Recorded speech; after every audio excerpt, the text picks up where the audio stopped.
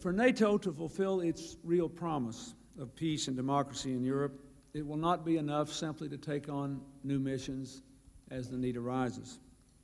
NATO must also take in new members, including those from among its former adversaries. It must reach out to all the new democracies in Central Europe, the Baltics, and the new independent states of the former Soviet Union. At the first NATO summit I attended in January of 1994, I proposed that NATO should enlarge, steadily, deliberately, openly, and our allies agreed. First, together, we created the Partnership for Peace as a path to full NATO membership for some and a strong and lasting link to the alliance for all. I think it would be fair to say that the Partnership for Peace has exceeded what even its most optimistic supporters predicted for it in the beginning.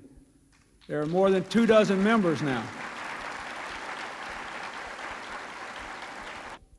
Last month, I called for a summit in the spring or early summer of next year to name the first group of future NATO members and to invite them to begin accession talks. Today, I want to state America's goal. By 1999, NATO's 50th anniversary, and 10 years after the fall of the Berlin Wall, the first group of countries we invite to join should be full-fledged members of NATO.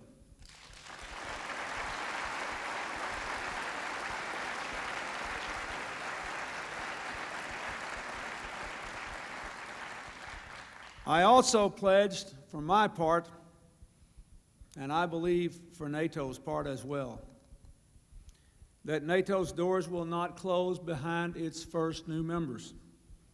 NATO should remain open to all of Europe's emerging democracies who are ready to shoulder the responsibilities of membership. No nation will be automatically excluded.